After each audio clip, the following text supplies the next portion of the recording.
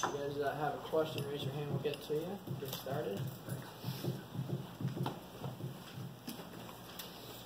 Start with you, Chris. Coach, can you talk about the discipline it takes to play cornerback for Don Brown and the man all the time, and how Brandon Watson's been playing? Yeah, it takes a lot of discipline to play cornerback in this system. There's so much man-to-man coverage. Also takes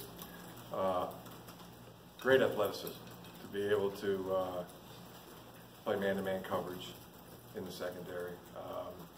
There's really no plays off. Plus when they recognize that it's run, they got to get involved with the run. And it's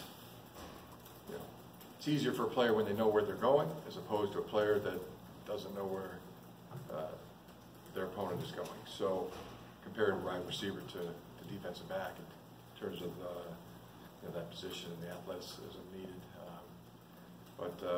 And then also that translates to the linebacker position.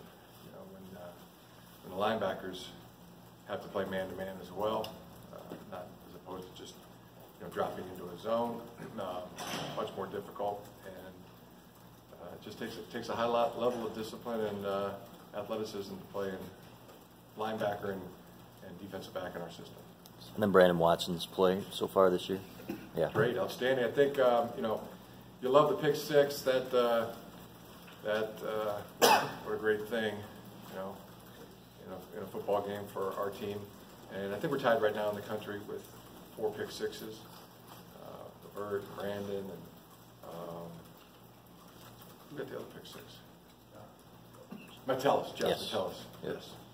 4 pick sixes. Thanks. My son Jack loves the pick six. Who doesn't, right? Over on the left, Larry. Cesar Ruiz, can you describe his contribution on the field with the offensive line kind of being the center, obviously, and describe his personality off the field? Caesar's personality is one that everybody enjoys being around. Very enthusiastic every day, a very gung-ho guy. Very popular with the players. Very respectful to the coaches and the staff and professors, personnel. Really good, down-to-earth, genuine, good person. Contributing a lot in the offensive line. The center position is one of leadership and making calls and adjustments. He's been outstanding there. Offensive line played really well again this past game against a team that was leading the country in tackles for loss. And I think we had 1 tackle for loss, a half a yard. 1 sack on a screen where where the back wasn't able to get over to the position where he needed to be. But and then Shea tried to scramble and it ended up being technically a sack. But other than those 2, I just thought it was outstanding that we were able to stay on schedule in the game, avoid the negative plays, the tackle for losses, and the sacks.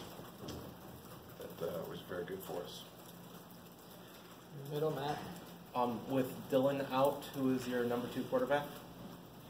We'll see this week.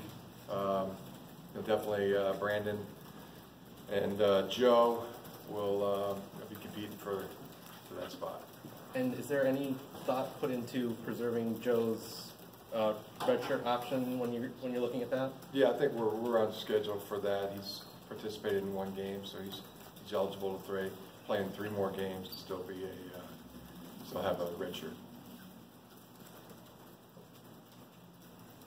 No. Right here, Mike.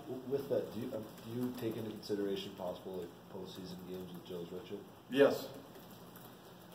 Yes, we do. Interesting question will be, I need to ask this question, is there, I imagine the answer would be that it doesn't matter if it's a 12-game season or 13 or beyond that, it still counts as 4 games, but it'd be something to be addressed and asked. Could make the argument that the more games the team plays, that it would be a percentage rather than just a set game amount. I don't know if anybody's thought of that. So, if you had your way, would you keep Joe's red shirt? Is that the part of the plan you'd like to have him just win for, and then Yeah, we'd like to have that.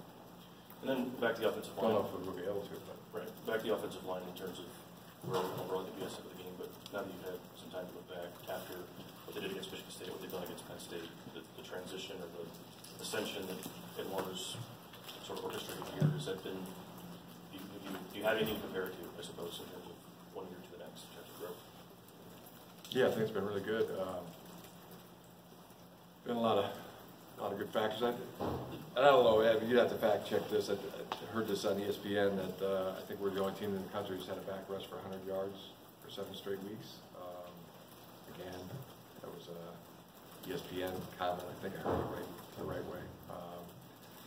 Deserves Karan Hickman deserves a lot of credit there. He is really running the ball hard and well. And he's getting hit too, not fumbling the ball. And he's taking a lot of, the hit where you don't see the defender, where the defender's retracing, or he's coming at an angle where where the back can't see the defender. Had a couple in this last ball game that were, I can think of 5. It looked like one time he got his face mask grabbed and torqued, and was able to hang on to the ball. One time he got really hit hard from a blind side defender coming in at a non-aggressive angle from behind him, and the kind of plays that usually high percentage of coughing up the ball, and he hasn't.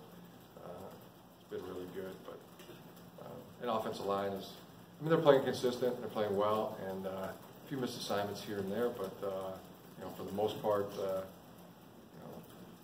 not many at all. The other thing you really compliment the offensive line, in my opinion, is the play without being penalized. I think there's been 3, maybe 4 penalties all year, maybe 5, maybe 3 procedures and 1 holding penalty, or 4 procedures and 1 holding penalty. But there's no illegal chop blocks. There's no high lows. There's no cutting downfield. There's no